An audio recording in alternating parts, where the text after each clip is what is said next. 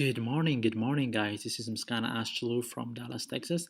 As I have promised to you guys, I have come up with the second episode of my podcast. This is going to be about feelings. I wrote this article a couple of days ago, and most people found it interesting and encouraging and inspiring. So I will be reading to you guys about feelings today. Okay, here we go.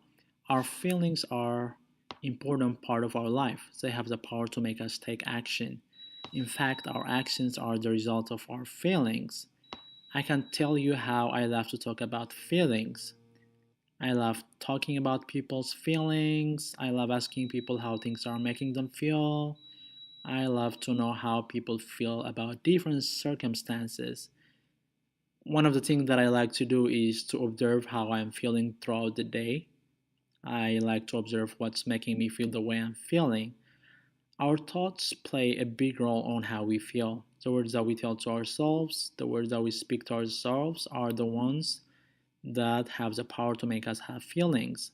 Therefore, it's very important that we understand the power of these words that we tell to ourselves. I was learning about thought creation this week from a podcast that I was listening to, and I understood that the words that we say to ourselves, those very words that we believed, are the ones that are making us have different kinds of feelings. The good thing is, if we know how to choose the words that we tell to ourselves, we'll have the chance to change our feelings. Example, a person could have a thought that says, girls don't like me. I'm not going to find the love of my life. Having these thoughts would make the person feel unwanted, unattractive, and might leave the person in despair. Instead of thinking these words, if the person chooses to change these words little by little into, there might not be a girl that's interested in me right now, but I have qualities that can attract the person that I would like to be in love with. And if I give it time, I should be able to find the right girl. If a person chose to say these words to himself instead of the ones that say that girls don't like me, the person would be able to feel better by just choosing the right words to tell it to his mind. Let me give you another example. We live in a generation where using social media and texting is the norms. And for the people who are in a relationship, these are the main tools to communicate and express their love. The instant replies to our texts from our friends have made it easier for us to feel wanted and liked.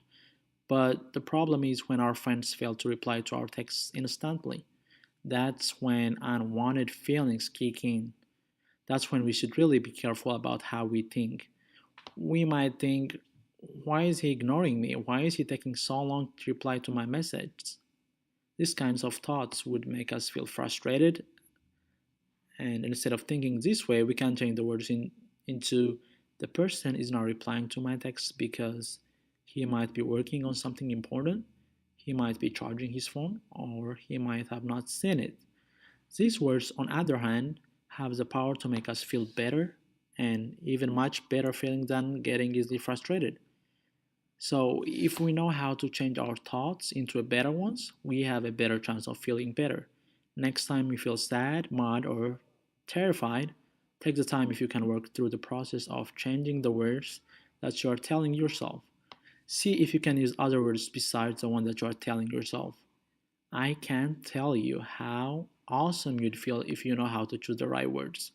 If feelings are an important part of our life, let's take the time to feel on purpose by thinking on purpose. Thank you guys for tuning in and listening to my podcast. I hope you liked this podcast. I am planning to do more of this. I'm planning to read more of my writings in the coming weeks. So that's it for today. Have a great day. Bye bye.